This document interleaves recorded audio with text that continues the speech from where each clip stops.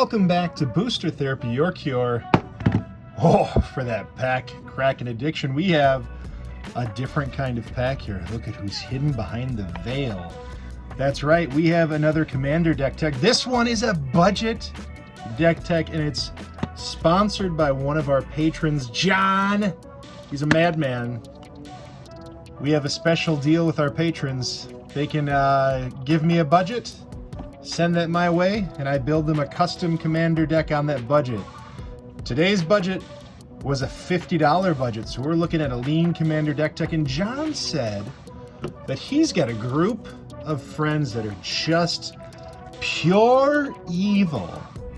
And I thought to myself, what is the best budget way to get back those players in a play group that really love to push that power and really do hurtful things? And there's only one way, and you're about to find out right now. If you like what you see, if you like Booster Therapy, please make sure you subscribe and hit that thumbs up. It really does help. Otherwise, there's a couple links in the description if you want to patron and be a part of this Commander deck tech, custom, fun time conversation, Discord stuff. I've said enough. Feel free to do that. Also, if you're shopping for cards or if you're looking to purchase this deck, there's a link in the description for the deck list. If you could hit the affiliate link at TCG Player while you search up those cards, I'd greatly appreciate it. It does help us out. So Klothys, God of Destiny, is the commander of this deck. It's an indestructible 4/5 for 3 mana. As long as your devotion to red and green is less than 7, Klothys isn't a creature. At the beginning of your pre-combat main phase, exile target card from a graveyard. If it was a land card, add mana. Otherwise, you gain 2 life and it does 2 damage to each opponent. So, with this Klothys deck, we're going to be exploring how we can really benefit from some mana ramping from our opponents in a very unique and interesting way that's also delightfully evil.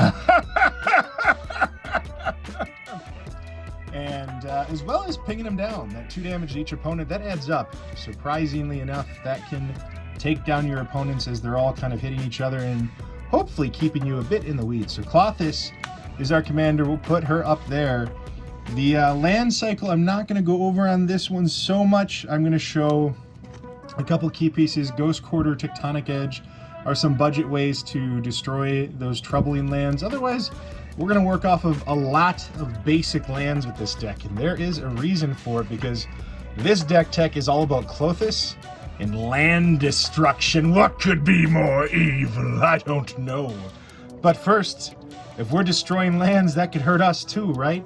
So let's find out about our mana ramp. Typically in green, you'd really push yourself to make a lot of non-creature, non-artifact mana ramp because you have access to a lot of cards that do that.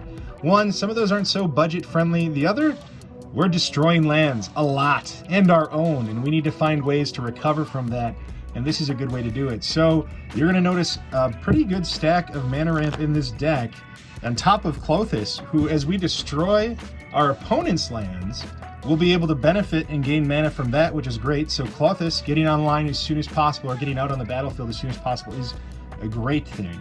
So let's go through the mana ramp. Fountain of Ichor, it's just a good taps for anything, and hey, it can become a creature, so that little chippy damage, it does pay off.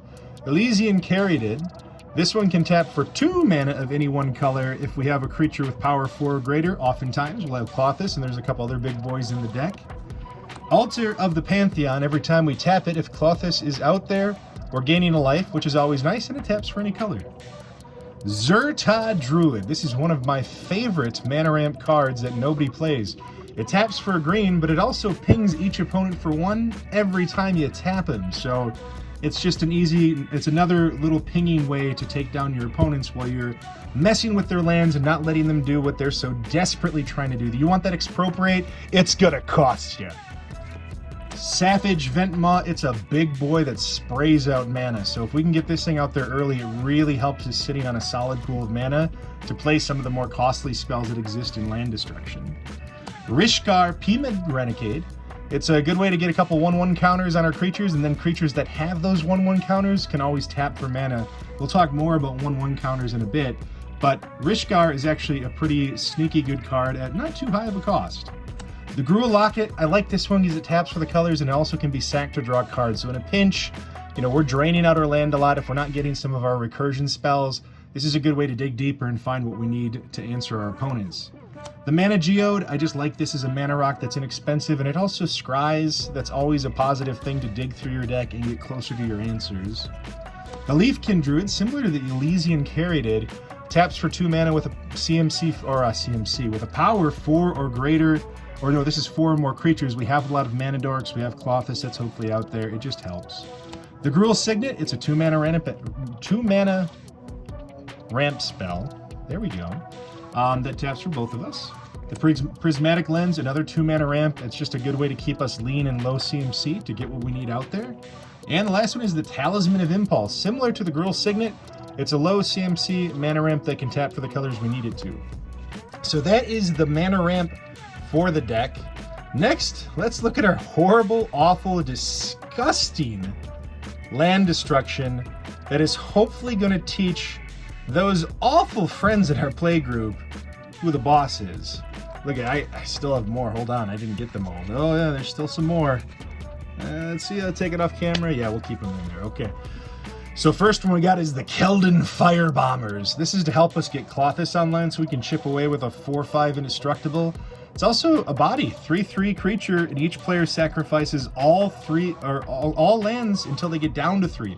Again, we don't care about lands being on the battlefield, we want them gone. And if somebody went crazy with some early ramp, and on your turn, hopefully 4, you're playing Keldon Firebombers, it's real ouchy.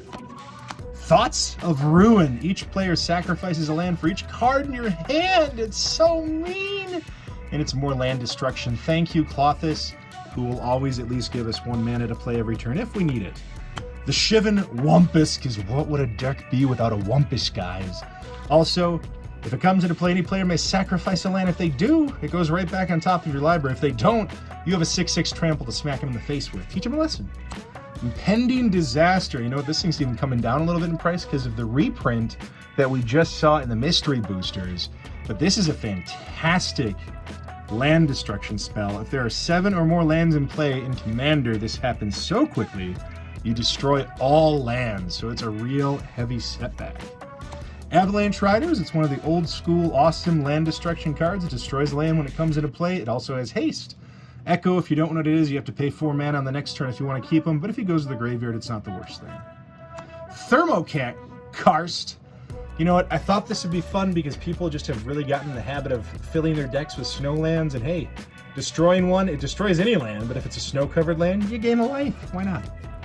The Dwarven Miner. Wow, are dwarves good at destroying lands? This is one of them. Tap 3 to destroy any non-basic land. Those greedy mana pools that your opponents have, you're going to start taking it down to nothing. Tectonic Rift, I love the idea of not letting the creatures your opponents control block. Again, as we're chipping with that 2 damage every turn in a couple other ways, like the Zertod Druid, and you'll see a few more, this is just a nice way to chip in for a little bit more, and that might be all it takes to push you right over the edge and win. Raise, it's a 1 mana land destruction spell. Yes, you put 1 in your graveyard, but remember, it's easy for us to make mana with rocks and Klothys.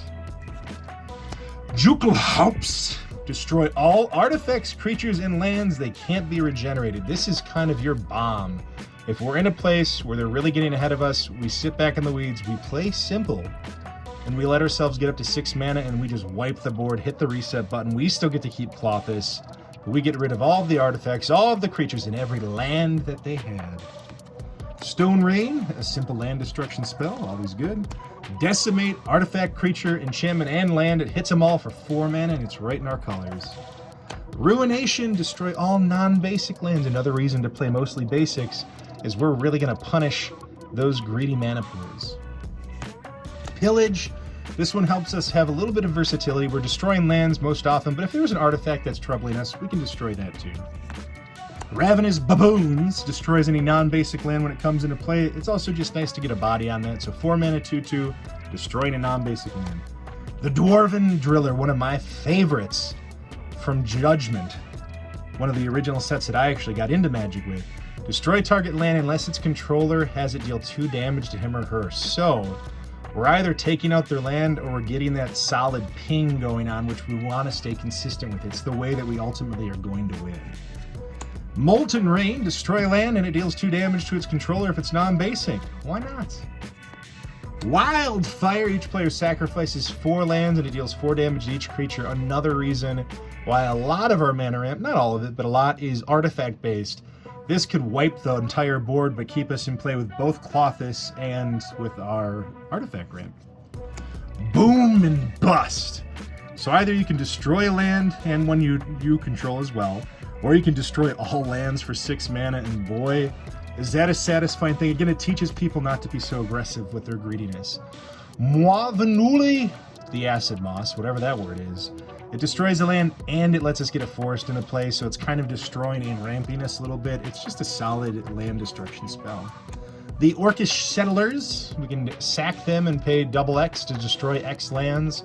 An efficient little creature that is kind of a ticking time bomb and draws some of those early answers out, which is always good. Wreak Havoc, it's something that can't be countered and we can take care of an artifact or a land. Winter's Grasp, another simple land destruction spell. Aren't there a lot of them? It's so nice. The Keldon Arsonist, if we really get pinched and we need a way to do this over and over and over again to keep our opponents on lockdown, we can sack 2 of our lands to destroy any land that they have. The Dwarven Miner, it's another dwarf that loves killing those lands. It looks like this guy should have a cigar in his mouth. My advice to you, John, take it to an altar, have them put a cigar in his mouth. He needs it. Tsunami, because we hate the players that play blue. And the Deus of Calamity. 6/6 for 5 with trample. If it does 6 damage or more to an opponent, destroy target land that player controls. Right on flavor and a big body for 5 mana. It's pretty perfect for this deck. All right, so that is our land destruction. Next, we're going to look at some of our general other removal outside of land destruction. There's only a couple that we're really going to care about here. Shenanigans, not just because the name is super fun, but also because you can destroy an artifact and then you can dredge it. Dredging helps us in 2 ways. One, it gets the spell back to us to destroy another troubling artifact, which is going to matter and it's going to happen. The other thing is it fills up our graveyard just a little bit, so if Klothys needs to hit a land, or if it needs to hit a non-land spell to do damage, we can build that answer for ourselves with some dredge. And the other one is Nature's Claim. I've started adding this to a lot of my decks. It's a budget way to pay 1 mana at instant speed and destroy an artifact or an enchantment, and that is always relevant in Commander. We know how important that is. Next up, let's talk about our draw spells and a bit of our recursion. The first one we have is a new one, is Thrill of Possibility. I love that this is an instant. So 1 colorless and a red, discard a card, draw 2 cards. At instant speed is fantastic for some card draw. Next one is Faithless Looting. It's luckily a very budget card now that it got banned in Modern. It's a solid draw spell that we can flash back. The Is It Chemister, if we have used a bunch of our land destruction, we can just slowly build up the Chemister, exiling some of those instants and sorceries to recast them all and do some serious damage. And sometimes all we need to do is 1 or 2 of them and it's enough to really make a difference. Regrowth, because it gets us any card from our graveyard to our hand. It's just such a perfect recursion spell. Reap the Past, because boy, it's like Regrowth on steroids. You can get X at random of any card. It doesn't have to be a permanent, it just makes it really strong. And then we have the Groundskeeper. We're going to destroy a lot of our lands, and it's not always the most ideal thing. We still have some bigger CMC spells, and we want to find our way back to casting them. The Groundskeeper will take the lands that we've destroyed on our own and bring them right back to our hand so we can trigger certain landfall abilities and also just get our board state back in line. So that's a bit of the recursion with this one. Now let's talk about how we like to lock people down, because oh my gosh, is that fun. I love a little bit of lockdown. First one we have is War's Toll. So it really forces those the control players to really be thoughtful on how they play. I love anything that generates added thought, especially when people are worried about playing off their combos or anything like that. It really slows that pace for them down. And a pace being slowed down in a deck that's destroying their lands that's already doing that is really, really worrisome. And it helps us win. The next one is Mana Barbs, because we're going to make the land hurt them in so many ways. Whenever they tap 1 for mana, it's going to deal a damage to them. This is more of that ping, ping, ping, and we win. And then we have Magus of the Moon. This is one of the more expensive cards in this budget. It is a powerful one. It beats having to have a Blood Moon. It gives us a little bit lower budget than that, but it's the same concept. We're in a lot of basic lands. If they're not, it's going to hurt real bad. Sorry, Joda. Next up is a couple more ways we're just going to add to the damage and some of the big creatures we have. So the first thing is Dingus Egg. Every land destruction deck should be looking at a card like this. Whenever a land is put into the graveyard from play, it deals 2 damage to that land's controller. So this can hurt us too. We have to be careful, but hopefully we're destroying way more of their lands than we are our own. Torbran, because Klothys and everything else we have in here that's a pinger, whether it's the Dwarven Driller or a couple of the other cards you're going to see in a moment, they're all actually red sources. So it's adding 2 more of that damage every time. So think of this just enabling at least Klothys to do 4 damage to your opponents every single turn. Terravore, because we're going to have lands everywhere. And if you can get a 3 mana 6/6 trample or whatever the heck it's going to be, this is brutal. Rampaging Ballast, with the Groundskeeper giving us lands back, we're going to have a lot of opportunity to trigger that landfall more than once. Rampaging Ballast, just a solid card. It's a 6/6 for 6 with trample that hopefully is going to create us a few different beasts. We have the Sunder Shaman. This really does help to deal with artifacts and enchantments, and another lean costed 5/5. It's 4 mana for a 5/5. Can only be blocked by 1 creature, and it helps us to kill some of those targeted artifacts enchantments for those trying to build combos. And the last one is one of my favorite red creatures of all time, so I had to make sure he found his way in, is the Inferno Titan. Just a big bad boy of magic, and he's a part of the deck. So we're almost done with this wonderful Klothys deck tech, this budget brew. But what would a deck be without a combo? And what would a deck be without 2 combos? So there's 2 different combos I have baked into this Klothys deck. Is we're destroying lands and making that a really big focus of what people believe we're doing. We're hopefully assembling a couple different pieces to do some work. The first one involves Electrostatic Field and the Gutter Snipe. So not only are these great pingers as we cast our sorceries and instants to destroy lands, they also help us with another infinite combo. So if either one of these is on the board, and if we cast Double Cast, which would make the next spell we cast, next instant or sorcery, double itself, that in itself is good, right? We could get 2 lands for the price of 1. That's fantastic. But if you double cast and then reverberate the double cast, and then that copy copies the copy, which copies the copy, and the copy's then copied, and it keeps going that way, well, that's how Gutter Snipe does infinite damage to everybody and you win the game.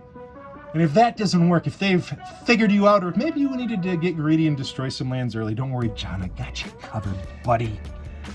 We've got a Goblin Bombardment. And on the surface, this is like, well, yeah, but I gotta sacrifice a creature that hurts. There's one creature that never lets that hurt, and that's your friend, Grumgully the Generous. That's right, he's back with his combo piece. So if we've got Goblin Bombardment, Grumgully, which by the way adds 1/1 counters, so Rishkar's ability gets benefit from this too, so making more mana dorks for ourselves. But Grumgully with a lesser Masticore that has Persist means we can, so if we've got Goblin Bombardment, Grumgully, and then we cast our lesser Masticore, it resolves, we sack it, it comes back with the Persist, it gets the -1/-1 counter negated by the 1/1 from Grumgully, we deal 1 damage to a creature or player, and then we do that in an infinite loop, and the lesser Masticore hits that Grumgully combo, and we win the game. So, that is my Klothys budget build, roughly $50 to build this bad boy and teach your valuable, wonderful, loving friends and family a lesson of magic that says if you get too greedy, I'm going to do some really awful, evil things that everybody hates. This is on its way to you, John. I'm sending this out tomorrow morning, filming this at night. Case and all for you, buddies, sleeved up and ready to go. Good luck. I hope you all enjoyed this. If you love this deck tech, please give us a thumbs up, add a comment. Tell me who you'd like to see more of. I'll definitely do more. Until next time, this is Booster Therapy. You all have fun being evil.